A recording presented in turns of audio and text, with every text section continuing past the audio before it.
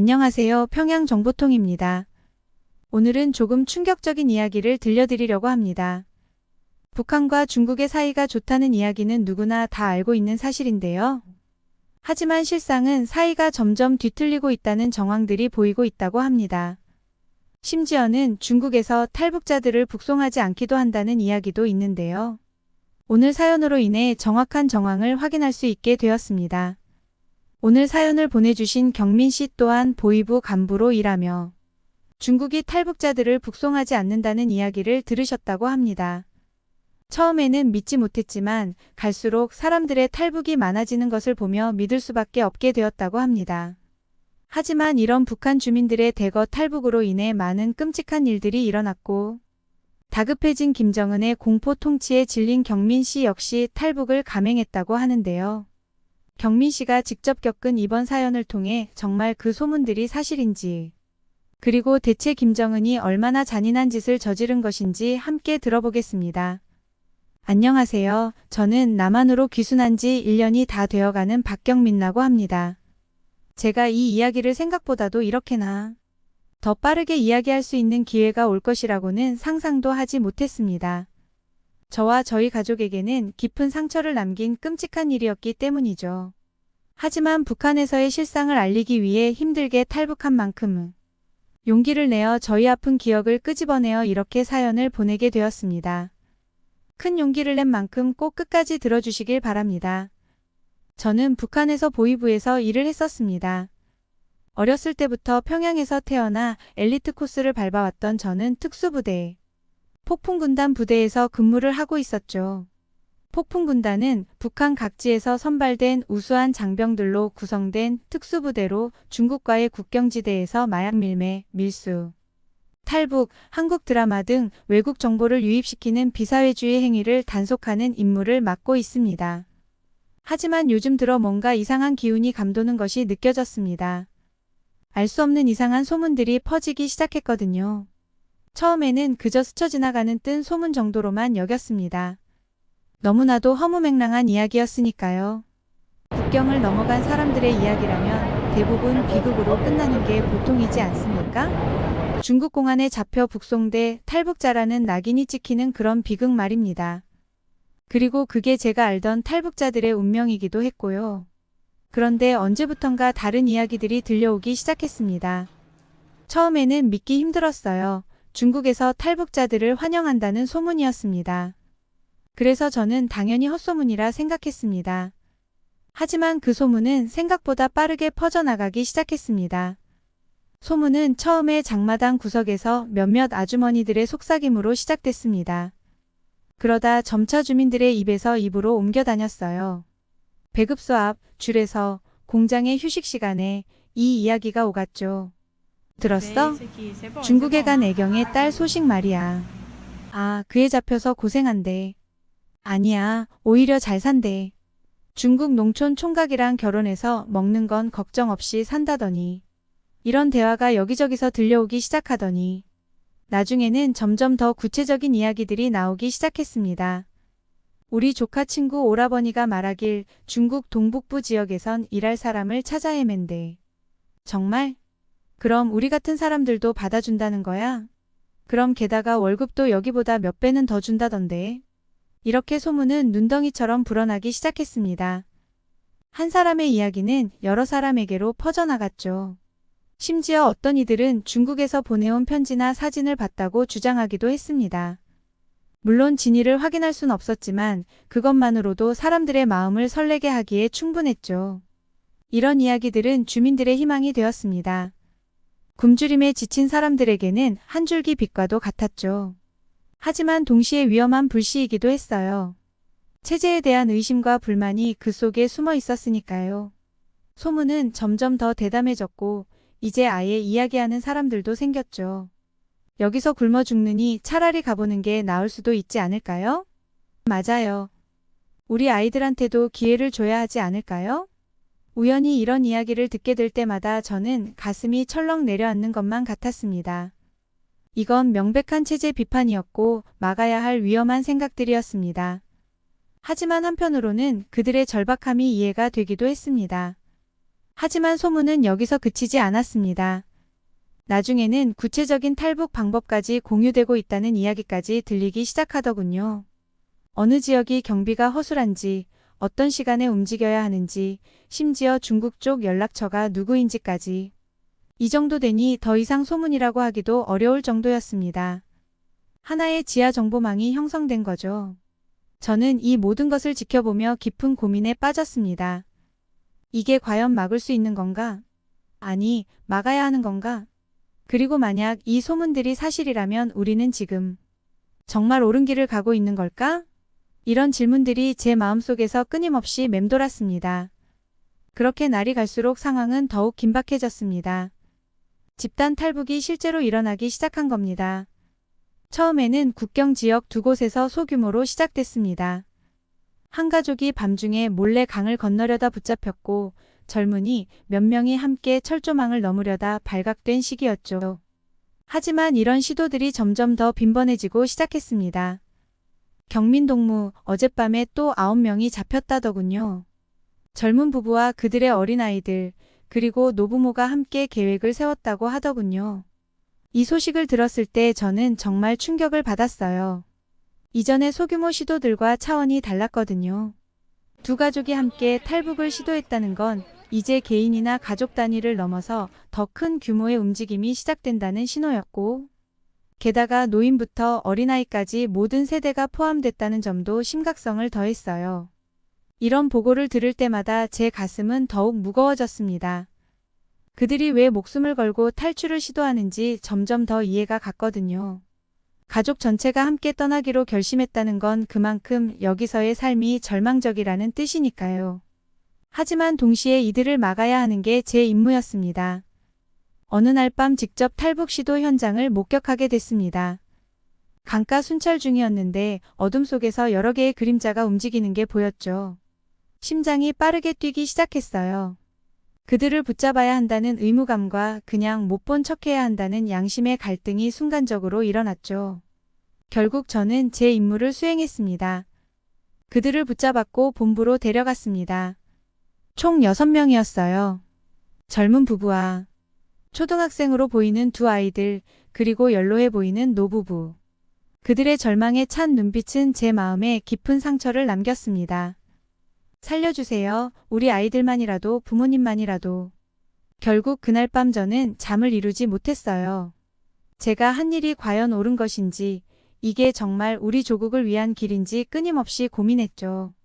한 가족의 삶 전체를 제가 망쳐버린 것 같은 죄책감에 시달렸어요. 그리고 이런 소규모 탈북 시도는 계속해서 늘어갔습니다.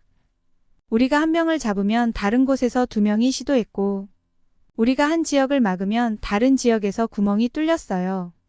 마치 뜨거운 기름 위에 물방울이 떨어지는 것처럼 작지만 강렬한 움직임들이 여기저기서 일어나고 있었어요. 그리고 날이 갈수록 탈북에 대한 소문과 동요가 커지자 결국 김정은의 분노도 극에 달한 것이 보였습니다. 어느 날 아침 긴급 비상회의 소집 명령이 내려왔어요. 평양에서 온 고위 간부가 직접 우리 군대에 방문했죠. 그의 표정은 심각했고 목소리에는 긴장감이 가득했습니다. 동무들, 위대하신 지도자님께서 직접 새로운 지시를 하신다고 합니다. 탈북 문제가 이제 국가 존립의 위기 수준에 이르렀다고 판단했습니다. 김정은의 새 정책은 충격적이었습니다.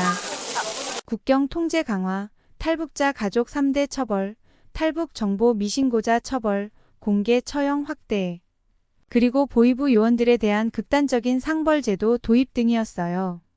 처벌의 강도 또한 매우 강력해지고 잔인해졌습니다. 탈북자 지원 연행을 했던 저 또한 잡혀오는 사람들이 많아지자 신문까지 하게 되었습니다. 인력이 부족했기 때문이죠. 저희가 연행해오는 사람들은 대부분이 하나같이 뼈와 가죽만 남은 모습이었습니다. 볼록 나온 광대뼈, 움푹 꺼진 눈. 앙상한 팔다리를 그들을 보고 있으면 마치 걸어다니는 해골을 보는 것 같았죠. 그 모습을 보면서 마음이 아파오기도 했습니다. 얼마나 먹지 못했기에 이렇게 되었을까라는 생각이 들더군요. 그러던 어느 날 한 젊은 남자가 신문실로 끌려왔습니다. 그는 이미 며칠간의 고문으로 만신창이가 되어 있었죠. 얼굴은 뭔가 상처로 가득했고 한쪽 눈은 퉁퉁 부어 거의 뜨지 못할 정도였어요. 입술은 터져 있었고 코에서는 아직도 핏자국이 보였죠. 그의 몸 상태는 더 심각했습니다. 찢어진 옷 사이로 보이는 피부에는 고문의 흔적이 선명했고 전기 고문으로 인한 화상 자국과 구타로 인한 심한 멍, 그리고 몇몇 손가락은 부자연스럽게 구부러져 있었어요. 아마도 고문 과정에서 부러진 것 같아 보였습니다. 그런데도 그의 몸은 믿을 수 없을 정도로 말라 있었습니다. 뼈가 옷 위로 도드라져 보일 정도로 야위어 있었고 볼록 나온 광대뼈와 움푹 꺼진 뺨은 그가 얼마나 오랫동안 제대로 된 음식을 먹지 못했는지를 말해주고 있었죠. 머리카락은 영양실조로 듬성듬성 빠져 있었고 남아있는 머리카락도 엉켜 있었습니다. 처참할 정도였죠. 하지만 그의 눈, 그 눈만은 아직 살아있는 것 같았습니다. 공포와 고통, 그리고 깊은 절망이 가득한 눈이었지만 그 안에는 아직 꺼지지 않은 불꽃 같은 것이 있는 듯했죠. 그 눈을 보는 순간 저는 가슴 깊은 곳에서 무언가가 무너지는 걸 느꼈습니다. 경민동무, 이놈이 입을 열지 않는군. 내가 한번 해봐. 동료의 말에 저는 떨리는 손으로 전기 고문 장치를 들었습니다. 익숙치 않은 이런 상황에 심장이 미친 듯이 뛰었고 손바닥에는 식은 땀이 흘렀죠. 남자의 눈에서 저는 공포와 절망 그리고 깊은 체념을 읽을 수 있었어요. 미안합니다. 더 이상 그의 얼굴을 볼 수 없어 홀로 중얼거리며 두 눈을 질끈 감고 스위치를 올리는 순간에 남자의 앙상한 몸이 경련을 일으켰습니다. 그리고는 살을 애는 듯한 비명소리가 귓가를 울렸죠. 그 소리에 제 심장도 함께 찢어지는 것만 같았습니다. 게다가 탈북자 가족에 대한 처벌 또한 강화가 되었습니다. 어느 날 한 가족이 연행되는 걸 봤어요. 할머니부터 갓난아기까지 모두가 심각한 영양실조 상태였죠. 5살쯤 되어 보이는 어린 소녀의 팔다리는 마치 나무 같았고 배는 기아로 인해 불룩 나와 있을 정도였습니다. 엄마, 배고파요. 가지 마요. 그 아이의 힘없는 울음소리가 제 귓가에 맴돌았습니다. 밤마다 그 소리가 악몽처럼 찾아올 정도였죠. 굶주림에 시달리는 어린아이들까지 수용소로 보내는 걸 보면서 저는 매일 밤 양심의 가책으로 잠들지 못했습니다. 퇴근 후 집에 돌아온 순간 제 마음은 더욱 무거워졌습니다. 현관문을 열자마자 혜경의 기침 소리가 들렸죠. 방에 들어가 보니 제 딸 혜경이 이불 속에서 웅크리고 있었어요. 얼굴은 창백했고 이마는 여전히 뜨거웠죠. 아빠, 너무 아파요. 혜경의 말에 제 가슴이 찢어지는 것 같았습니다. 몇 달 전부터 혜경이 심하게 앓기 시작했는데 병원비와 약값으로 우리 가족의 모든 저축을 다 써버렸거든요. 무슨 병인지 병원에서도 모르겠다고 하더군요. 그러다 보니 보위 요원인 제가 받는 월급으로는 혜경의 치료비를 감당하기 힘들어졌죠. 아내는 그런 혜경 곁을 지키고 있었습니다. 그녀의 얼굴에는 걱정과 피로가 가득했죠. 여보, 오늘은 어땠어요? 도무지 혜경의 상태가 좋아지질 않네요. 아내의 말에 저는 그저 고개를 숙일 수밖에 없었습니다. 우리가 할 수 있는 모든 것을 다 해봤지만 혜경의 병세는 나아질 기미가 보이지 않았거든요. 고개를 들어 집을 둘러보았습니다. 팔 수 있는 건 거의 다 팔아버려 집 같지 않은 집. 혜경의 치료를 위해 가구며 집기에 할 수 있는 건 다 내다 팔아. 이제는 팔 수 있는 게 없는데 혜경은 도통 나을 기미가 없었습니다. 혜경의 창백한 얼굴을 보며 제 마음은 더욱 무거워졌습니다. 보위부 요원으로서 제가 하는 일들이 과연 옳은 것인지, 이렇게 해서라도 우리 가족을 지켜야 하는 건지 저는 깊은 고민에 빠졌습니다. 그날 밤 저는 오랫동안 잠들지 못했습니다. 아픈 딸을 위해 어떻게든 돈을 마련해야 한다는 절박함과 제가 내일 신문하고 고문하는 사람들도 이런 고통 속에 살고 있겠구나 하는 생각이 뒤엉켜 제 마음을 괴롭혔습니다. 그런 상황에서 어떻게 해야 할지, 무엇이 옳은 것인지 그 답을 찾지 못한 채 저는 또 다른 고통스러운 하루를 맞이해야 했으니까요. 날이 갈수록 상황은 더욱 악화되었습니다. 탈북 시도는 줄어들지 않았고 오히려 더 절박해진 것 같았죠. 저희의 단속은 점점 더 강화되었고 그에 따라 처벌도 더욱 가혹해졌어요. 어느 날 저는 한 젊은 여성을 신문하게 되었습니다.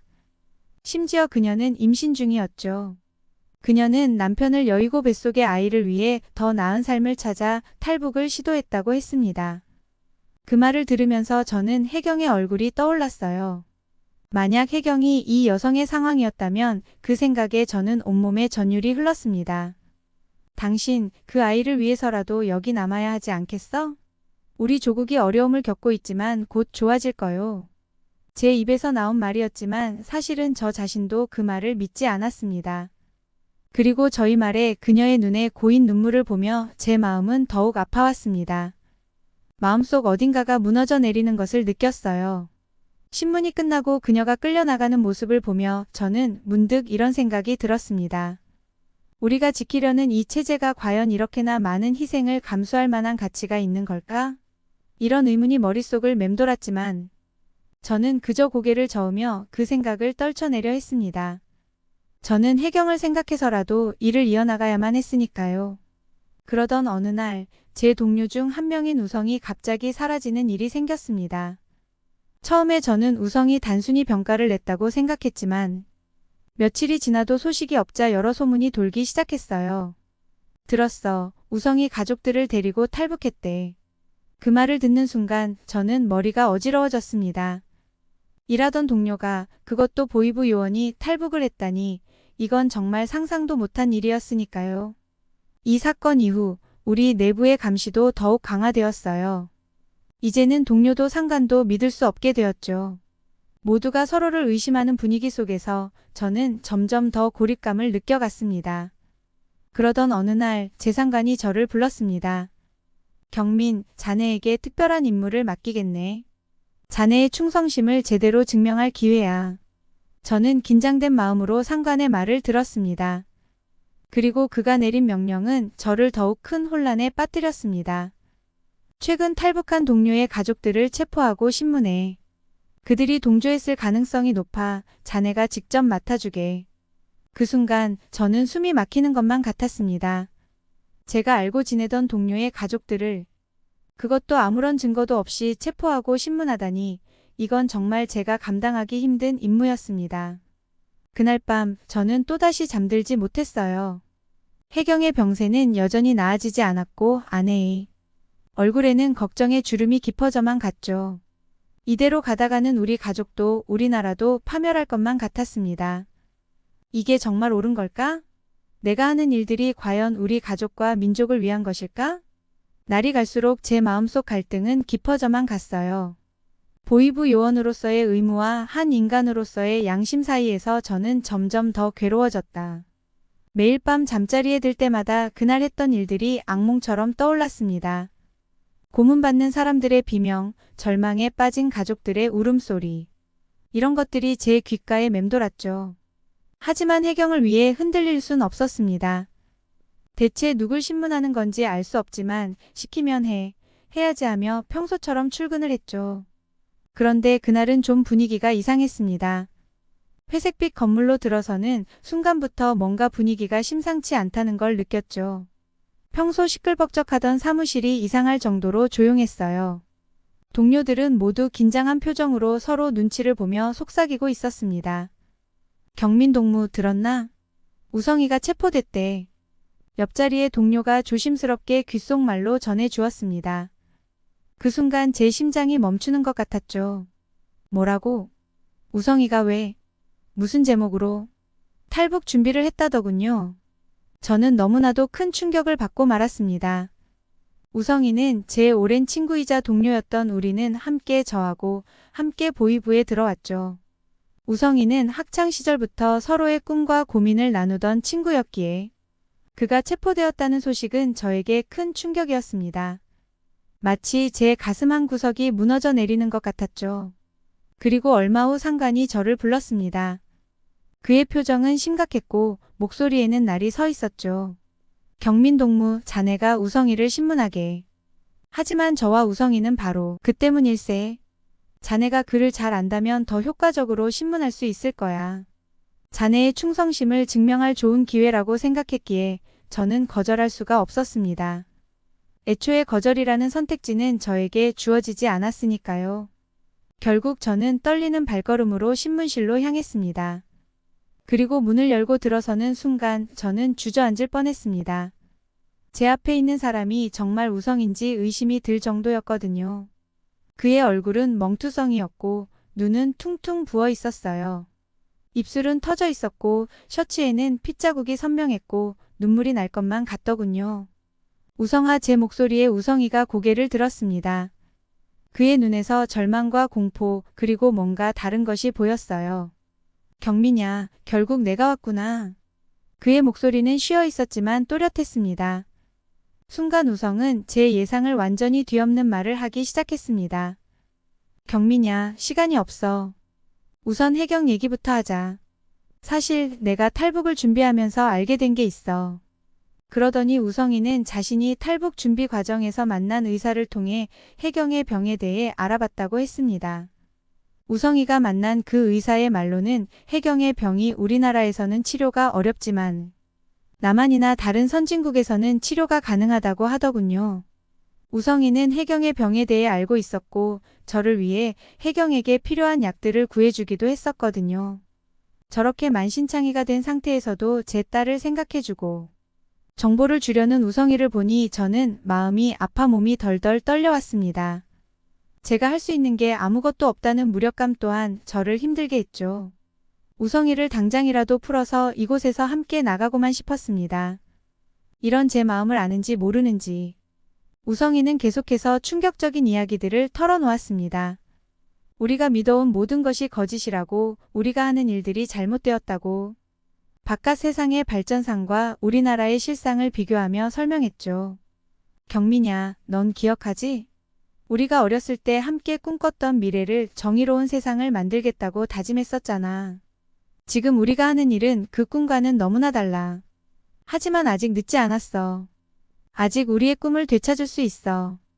이곳을 벗어나야만 해. 경민아, 고통을 견디며 애써 말하는 우성이의 한마디 한마디가 제 가슴 깊이 박혀왔습니다. 해경을 위한 희망, 그리고 우리의 어린 시절 꿈이 모두 얽혀 제 마음을 뒤흔들었고, 그때 갑자기 문이 열리며 제 상관이 들어왔습니다. 그의 눈에는 의심과 분노가 가득했죠. 경민동무, 뭐 하는 거야? 아직도 아무것도 알아내지 못한 거야? 저는 말문이 막혔습니다. 상관은 그런 제 눈을 날카롭게 쳐다보더니 말했습니다. 됐어, 내가 직접 신문하지. 넌 밖에 나가 있어. 결국 저는 떨리는 다리로 신문실을 나왔습니다. 문이 닫히는 순간 제 심장은 더욱 빠르게 뛰기 시작했습니다. 밖에 서 있는 동안 우성이의 고통스러운 신음소리가 문틈으로 새어나왔어요. 처음에는 작게 들리다가 점점 더 커졌죠. 그의 비명은 제 귓가를 울리며 가슴을 찢었어요. 으아, 살려줘. 저는 주먹을 꽉 쥐었습니다. 눈물이 볼을 타고 흘러내렸지만 나갈 엄두도 내지 못했죠. 우성이의 고통 속에 절규가 계속될 때마다 제 몸은 떨렸고 마음은 산산조각 났어요. 당장이라도 이 수용소를 폭파시키고 싶었죠. 이게 정말 옳은 일인가? 내 친구를, 무고한 사람을 이렇게 복도에 서서 저는 소리 없이 울었습니다. 우성의 고통, 제 양심의 가책, 그리고 이 모든 상황에 대한 절망감이 한꺼번에 밀려왔어요. 그 순간 저는 더는 이렇게 살 수 없다는 것을 깨달았어요. 그날 밤 저는 해경의 병든 모습을 바라보며 깊은 고뇌에 빠졌습니다.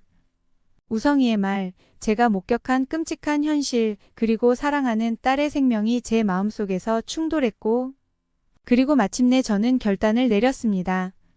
가족을 위해, 그리고 더 이상 무고한 사람들을 고통받게 하지 않기 위해 탈북을 결심했죠. 해경의 잠든 얼굴을 쓰다듬으며 저는 속삭였어요. 아빠가 꼭 널 살릴게. 우리 모두 자유를 찾을 거야. 우성이의 희생을 헛되지 않게 하겠다는 결의를 다지며 저는 은밀히 탈북 계획을 세우기 시작했습니다. 이제 돌이킬 수 없는 길에 들어선 거예요. 위험하고 불확실한 미래였지만 처음으로 저는 제가 옳은 일을 하고 있다고 확신했습니다. 탈북을 결심한 후 저는 철저히 준비를 시작했습니다. 보이부 요원이라는 제 위치를 최대한 활용했죠.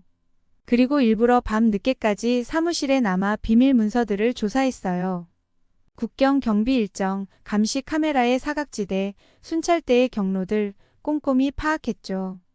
위험한 일이었지만 우리 가족의 생존을 위해서는 꼭 필요한 정보들이었어요. 동시에 중국 측의 변화에 대한 정보도 수집했습니다. 탈북자들을 더 이상 송환하지 않는다는 소문이 사실인지 확인하는 게 중요했거든요. 다행히 제가 입수한 정보들은 그 소문을 뒷받침하는 것 같아 보였습니다.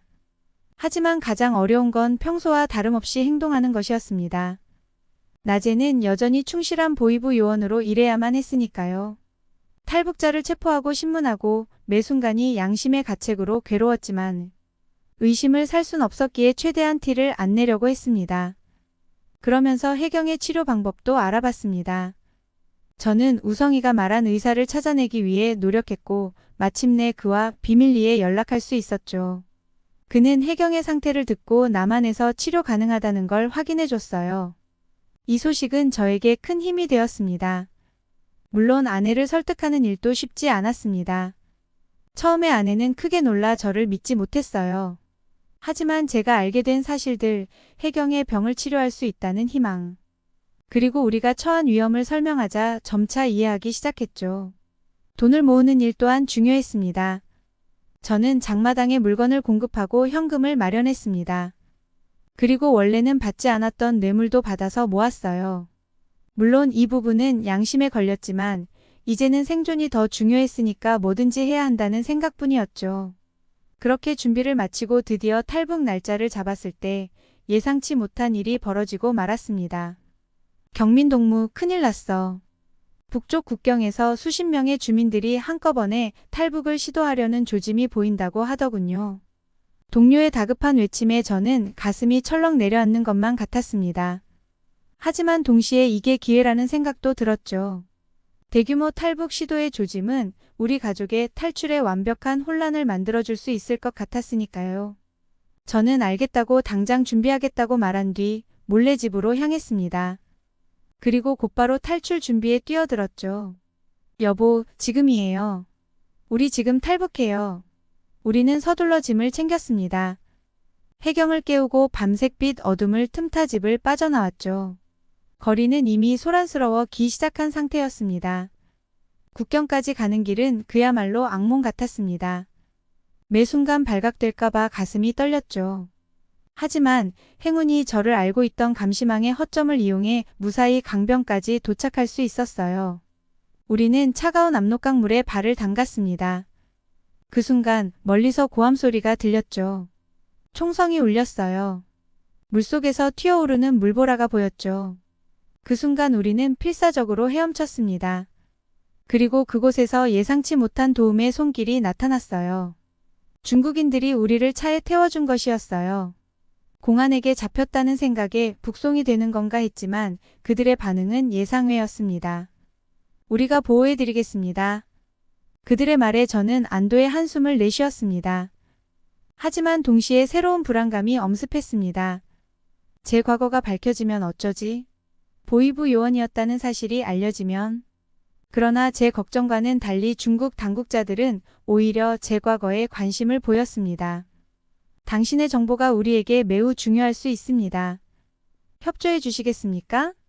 그들의 제안에 저는 잠시 망설였지만 이내 고개를 끄덕였습니다. 우리 가족의 새로운 삶을 위해, 그리고 북한에 남아있는 무고한 사람들을 위해 제가 할 수 있는 일이라면 무엇이든 하기로 마음먹었습니다. 그렇게 중국에 도착한 후 우리 가족의 삶은 완전히 달라졌어요. 처음 며칠 동안은 중국 당국의 보호 아래 안전한 장소에 머물렀죠. 그동안 저는 북한의 내부 정보에 대해 그들과 대화를 나눴어요. 제 양심을 지키면서도 도움이 될 만한 정보들을 제공했죠. 경민 씨, 당신의 정보 덕분에 우리는 많은 것을 이해하게 되었습니다. 감사합니다. 중국 관리의 말에 저는 복잡한 감정을 느꼈습니다. 한편으로는 북한에 남아있는 사람들에 대한 미안함이, 다른 한편으로는 새로운 삶에 대한 기대감이 교차했고 며칠 후 우리는 약속대로 한국 대사관으로 옮겨졌습니다. 그곳에서 우리는 한국행을 준비하게 되었죠. 혜경의 치료가 시급했기 때문에 한국 정부는 우리의 입국 절차를 서둘러 진행해 주었습니다. 경민 씨, 자녀분의 상태에 대해 전달받았습니다. 한국에 도착하면 즉시 병원으로 보내드리겠습니다. 한국 외교관의 말에 저와 아내는 눈물을 흘렸습니다. 드디어 혜경에게 희망이 생긴 것 같았거든요. 한국행 비행기에 오르면서 저는 뒤를 돌아보았습니다. 저 멀리 북쪽, 우리가 떠나온 조국을 향해. 가슴 한편이 아팠지만 동시에 새로운 시작에 대한 기대로 가슴이 뛰었죠. 한국에 도착하자마자 우리는 정부의 보호를 받게 되었습니다. 혜경은 즉시 대학병원으로 옮겨져 치료를 받기 시작했고, 저와 아내는 탈북자 정착 프로그램에 참여하게 되었죠. 처음에는 모든 게 낯설고 어려웠습니다. 언어도, 문화도, 사람들의 행동도 모두 달랐죠. 하지만 우리를 돕는 많은 사람들 덕분에 조금씩 적응해 나갔습니다. 경민 씨, 당신의 경험과 지식은 매우 귀중합니다. 북한 인권 개선을 위해 함께 일해보는 건 어떨까요? 한 시민단체 대표의 제안에 저는 깊이 고민했습니다. 제 과거를 떠올리면 부끄러웠지만 동시에 그것을 바탕으로 뭔가 의미 있는 일을 할 수 있을 것 같았거든요. 혜경의 건강은 날이 갈수록 좋아졌어요. 남쪽에 오니 이건 병도 아닌 병이었던 것 같습니다. 무엇보다 영양실조가 다른 병을 만든 상황이었다고 하더라고요. 고급 의료 기술과 좋은 약 덕분에 그 아이의 얼굴에 다시 생기가 돌아오는 걸 보니 정말 감격스러웠고, 아빠, 나 이제 아프지 않아요. 학교도 가고 싶어요. 치료를 받은 뒤에 혜경의 밝은 목소리를 들으며 저는 우리의 선택이 옳았다는 확신이 들었습니다. 드디어 건강해진 혜경의 모습을 보니 더 이상 바랄 게 없다는 생각이 들었죠. 그렇게 시간이 흐르면서 우리 가족은 점점 더 한국 사회에 적응해 갔습니다. 저는 북한 인권 단체에서 일하기 시작했고 아내는 요리사 자격증을 따기 위해 공부하고 있죠. 혜경은 학교에 다니며 새 친구들을 사귀었어요. 물론 여전히 힘든 점들이 있습니다. 고향에 대한 그리움, 북에 남겨둔 가족들에 대한 걱정, 때때로 느껴지는 소외감. 하지만 우리는 서로를 의지하며 이겨내고 있어요. 여보, 우리가 잘 해낼 수 있을까요? 아내의 물음에 저는 미소 지으며 대답했어요. 그럼요. 우리는 이미 가장 어려운 걸 해냈잖아요. 앞으로는 더 좋아질 거예요. 이제 우리 앞에는 새로운 삶이 펼쳐져 있어요. 때로는 불안하지만 동시에 희망으로 가득 차 있죠. 우리가 꿈꾸던 자유와 평화를 누리며 더 나은 미래를 향해 한 걸음씩 나아가고 있습니다. 그리고 언젠가는 북한에 있는 남은 인민도 이런 자유와 평화, 풍족함을 누릴 수 있기를 그날을 꿈꾸며 오늘도 열심히 살아갑니다. 영상이 마음에 드셨다면 구독과 좋아요 눌러주세요. 감사합니다. 이상 평양정보통이었습니다.